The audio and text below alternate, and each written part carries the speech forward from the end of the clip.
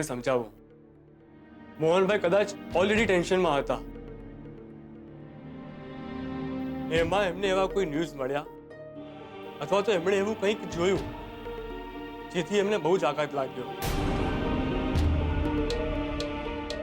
અને એમાં એમનું બીપી એટલું હાઈ થઈ ગયું કે એની અસર મગજમાં લોહી લઈ જતી નસો પર પડી.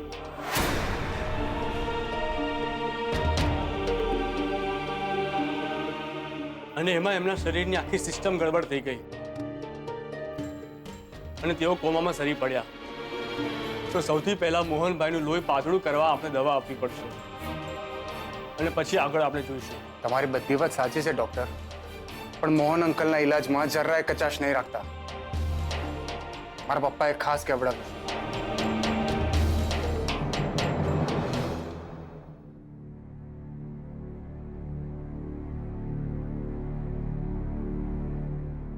મને ખબર છે માસુકભાઈનો મને ફોન આવ્યો હતો, પણ બધું ડોક્ટરના હાથમાં તો નથી હોતું ને.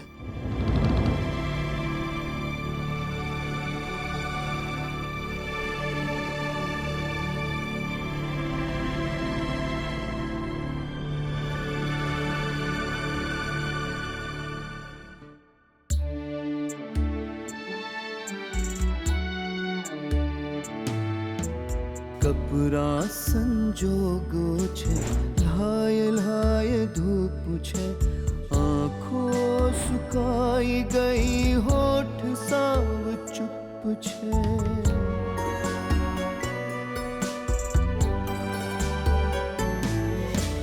દીકરી જ્યાં હોય ફળિયામાં મોજ, પણ દીકરીના માથા પર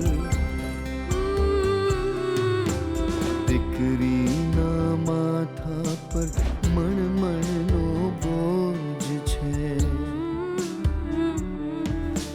વાયરાના વંટોળે ડગમગતો ફાનસ છે. દીકરીનું અજવાળું સાચવે તે માણસ છે.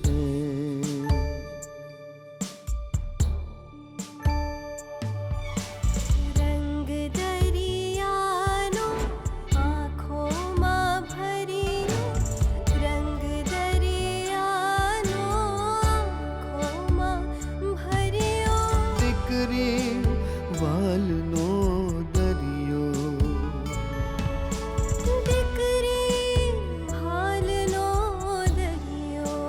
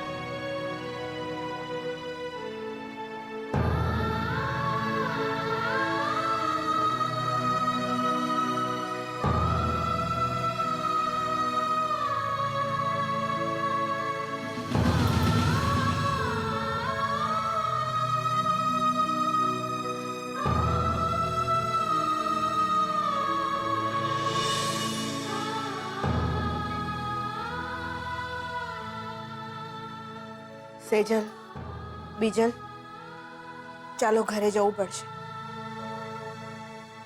અહીંયા હોસ્પિટલમાં બધાને રહેવાની પરવાનગી નથી. હા બેટા. અને બા, તમે પણ ઘરે જાઓ. ના મેરાવો, મારું મન નથી માનતું. બા, હું છું ને, નકામી તમારી તબિયત પર અસર પડશે. હા બા, અમે છીએ. તમે લોકો સેજલ ભાભી સાથે ઘરે જતા થાઓ. રૂપેશ બધાને ડ્રોપ કરી દેશે. બા, પ્લીઝ.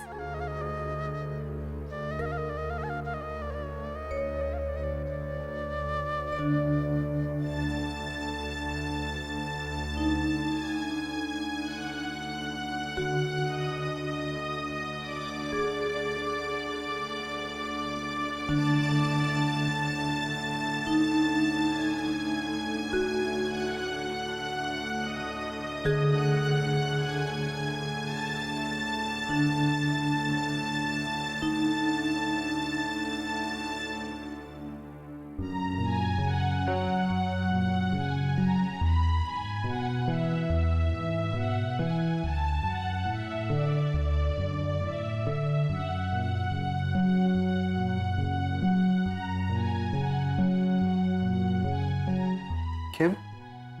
ચા વાળાને કોફીની એલર્જી છે? ના, પણ થોડી સ્ટ્રોંગ છે. ઓહ, એટલે આ કિંજલ કોફી છે. તારા જેવી જ સ્ટ્રોંગ. That's it. તને ખબર છે કિંજલ, અહીંયા અત્યારે આ પરિસ્થિતિમાં જે રીતે તું તારા પપ્પા માટે, તારા ફેમિલી માટે ઊભી છે ને, ઘણી વખત છોકરાઓ પણ હાલી જતા હોય છે. ક્યાંક એવું તો નથી ને કે તારી હિંમતનું સિક્રેટ આ કોફી નહીં, તારા ટી સ્ટોલની ચામાં છે?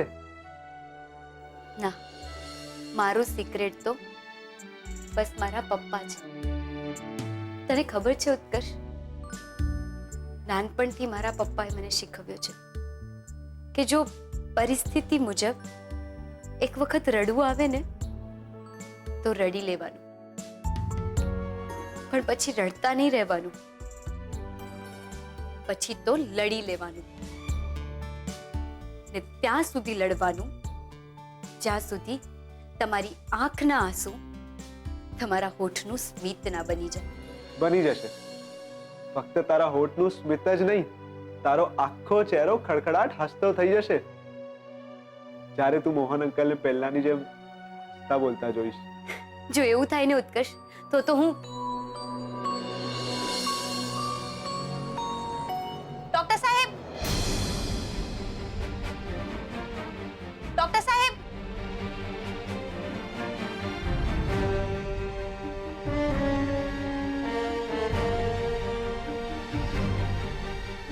ડોક્ટર સાહેબ, શું થયું? Anything serious? હા, જુઓ, મોહનભાઈની નાડી ધીમી પડી ગઈ છે અને ધબકારા પણ ડાઉન જઈ રહ્યા છે. મેટર સિરિયસ છે. Excuse me.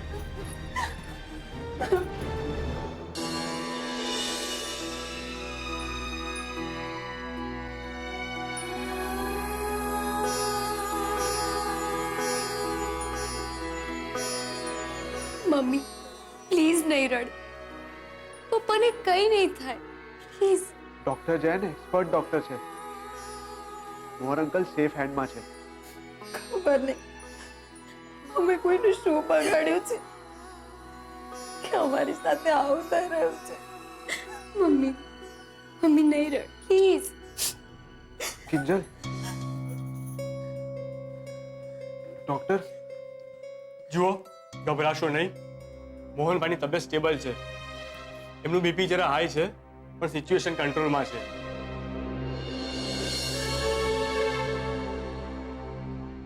અમે પપ્પાને મળી શકીએ? ના, એ હજુ કોમામાં જ છે. પણ જો હજુ બીપી કંટ્રોલમાં નહીં આવે તો આપણે એમને 9મા માળે આઈસીસીયુમાં શિફ્ટ કરવા પડશે. ડોક્ટર, અંકલને બીજી તો કોઈ તકલીફ નથી ને? ના, પણ મોહનભાઈમાં મેં એક વિચિત્ર વાત નોટિસ કરી. અમે જ્યારે એમને ક્રિટિકલ હાલતમાંથી બચાવવા માટે પ્રયત્ન કરી રહ્યા હતા ત્યારે એ પોતે કોમામાં હોવા છતાં પણ બચવા માટે જાણે કે ટફ ફાઇટ આપી રહ્યા હતા. અને એમની પલ્સ કંટ્રોલમાં આવતા જ એમના ફેસ પર એક સ્માઇલ હતી, અને આ એક પોઝિટિવ સાઇન છે.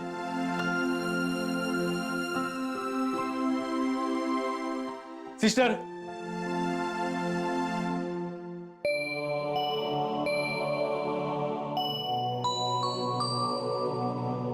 આ દવા તમે અત્યારે લઈ આવો. અત્યારથી શરૂ કરીએ છીએ. અને પ્લીઝ તમે લોકો અહીંયા જ રહેજો, ક્યાંય જશો નહીં. ખબર નહીં ગમે ત્યારે ઇમરજન્સી આવી શકે. Excuse me. કિંજલ, હું દવા લઈ આવું છું.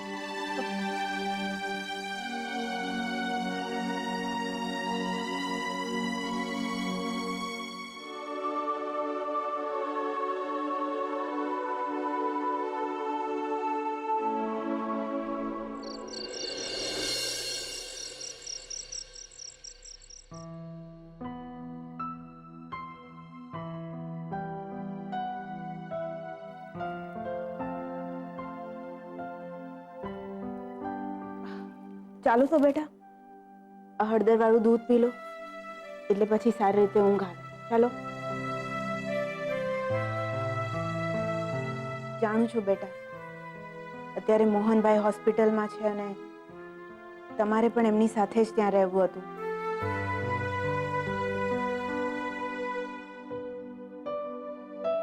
પણ બેટા, જેટલી દવા અસર કરતી હોય છે એટલો જ હાથ દુવાઓનો પણ હોય છે. કિંજલ તો ત્યાં રહીને પ્રયત્ન કરતી જ હશે.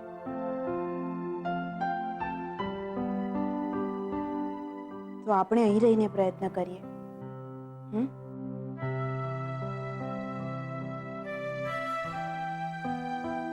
ચાલો દૂધ પી લો.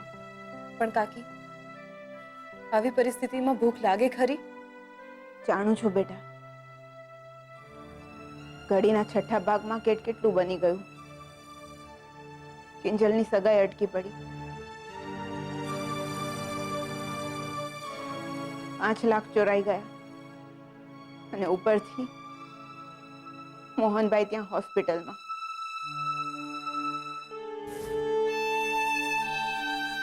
હું તો કહીશ એ ચોરનું નખો જ જાય. ધાડ પાડવા માટે આપણું જ ઘર મળ્યું હતું એને. બની શકે છે કે ધાડ પાડું પણ કોઈ આપણું જ હોય. એટલે હું કઈ સમજી નહીં.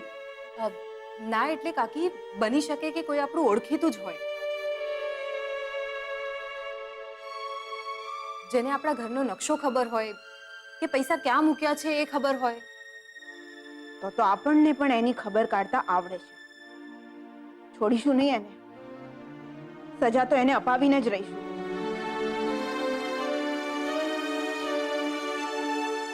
જ્યારે મારી વીડિયો વખતે તમે સોનીની દુકાનમાં પણ સીસીટીવી કેમેરા છે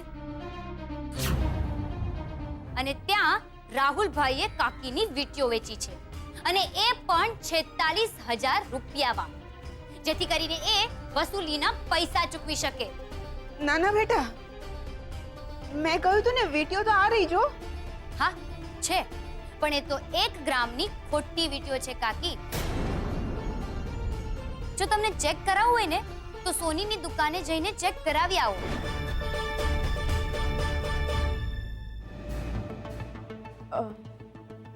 બેટા, હું હમણાં આવું છું. આવું.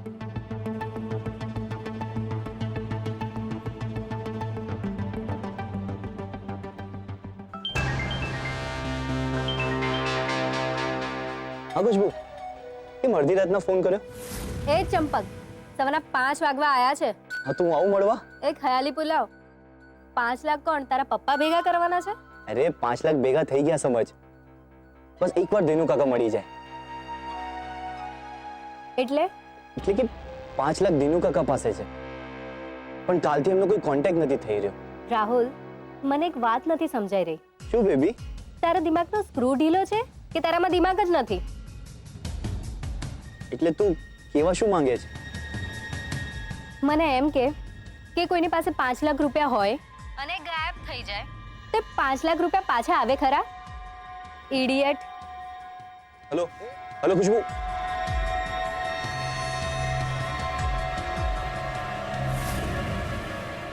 મને એમ કે કોઈની પાસે 5 લાખ રૂપિયા હોય અને ગાયબ થઈ જાય તો 5 લાખ રૂપિયા પાછા આવે ખરા? ઇડિયટ.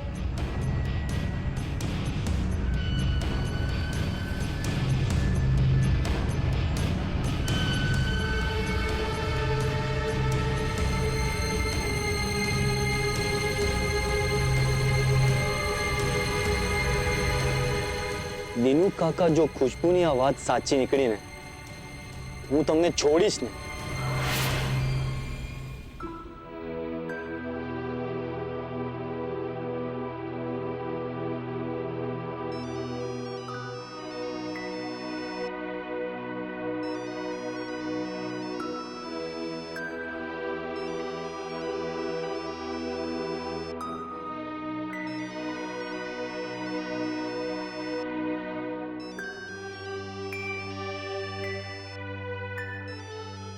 શું કરું?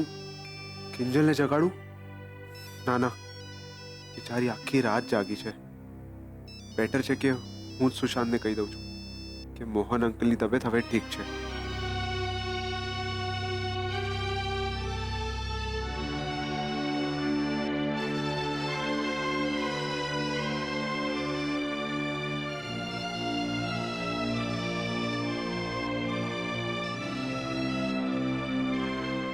હલો, એ તું ત્યાં શું કરે છે?